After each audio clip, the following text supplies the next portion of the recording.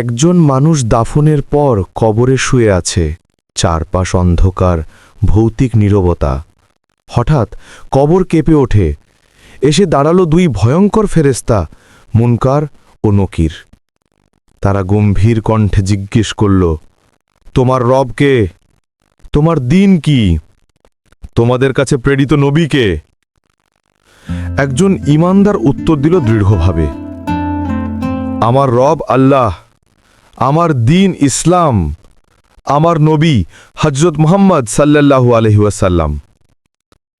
তার কবর প্রশস্ত হয়ে গেল, জান্নাতের জানালা খুলে গেল, চারদিকে নূরের আলো ছড়িয়ে পড়ল।